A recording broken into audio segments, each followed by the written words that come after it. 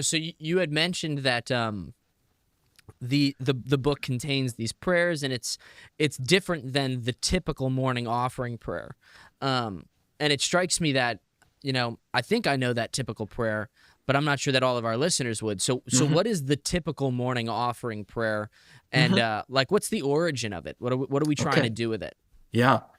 Well, I think I'm not real sure of the exact origin of the wording, but the inspiration for it goes back to 1844 to a Jesuit seminary in France, where the seminarians would read at table. In other words, they would eat their meals in silence, but they would have a reading, and usually they were letters from Jesuit missionaries who were working in India or China, Japan, other parts of the world. The idea was to inspire these Jesuit seminarians to want to spread the gospel. Well, Mm, it did the trick. They did get inspired, but they also got frustrated thinking, what am I doing here studying this stupid philosophy when I mm, could be out spreading the gospel right now? And so on December 3rd, 1844, their spiritual director gathered them together and said, now look, any work of the mission of the church is a spiritual fruit, and that fruit needs to be watered by spiritual means.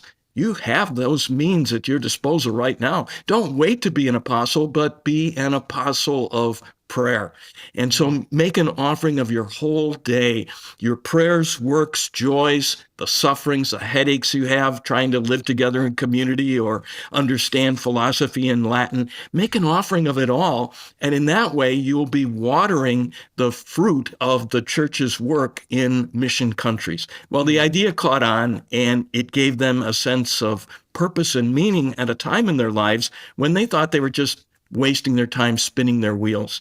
And I think out of that inspiration, then, by the 1870s, the Pope was giving a monthly prayer intention to the church through the apostleship of prayer. Wow. And it's out of this that we get the traditional morning offering prayer, which begins, O Jesus, through the Immaculate Heart of Mary, I offer you all my prayers, works, joys, and sufferings in union with the holy sacrifice of the Mass throughout the world. And this is where I think it's very important, especially today, for people to recognize that to live the Eucharist is not just to believe what we Catholics believe or to celebrate it, but to live what we celebrate in our daily lives so that we're giving God not just 1 hour on Sunday or maybe a half hour on a weekday when we participate in the Mass on weekdays, but that our whole life is meant to be an offering to God. And the daily offering prayer reminds us to do that. Hmm. Hmm. Yeah, it's so I'm gonna share what I was thinking yesterday. Because so I didn't know that exact formula. Mhm. I knew like 80% of that formula. I didn't know that it was through the Immaculate Heart of Mary. I hadn't heard that part before. Mhm. Um but now that I know the origin story of it, um it makes sense out of what I experienced yesterday, which was I was at mass and I said to myself, like, I'm participating in mass, and insofar as I'm participating in mass, like that's almost like the fullest fruit of the morning offering, right? Like you're not just Right. doing it from afar, you're doing it there. And I said to myself, like, I am wasting all of my prayers, works, joys, and sufferings on all these other days. Like Mhm. there are so many things that I have prayed to the Lord for, real and true good spiritual fruits that I've asked for myself and for others, and I don't make a daily morning offering. So Mhm. it's almost like he's given me all of this ammunition, but I refuse to pull the trigger.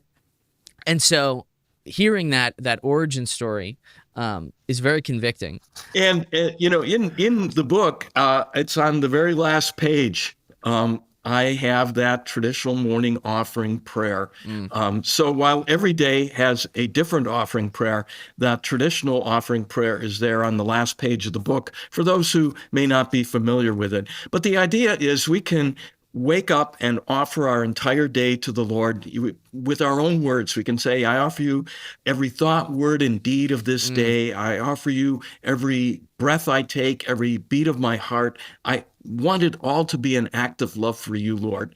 Mm-hmm. And so, however we make the offering prayer, that's the idea. And this comes from the scriptures. You know, St. Paul's letter to the Romans, chapter 12, verse 1 says, offer your bodies as a living sacrifice, holy and pleasing to God, your spiritual worship. And so the idea is, you know, we make a living sacrifice, the sacrifice of ourselves in union with Jesus, who offers himself in the Mass, offered himself on the cross, makes Mm-hmm. that perfect act of love present to us in the Eucharist. And then we join him in living the offering that we make every time we go to Mass.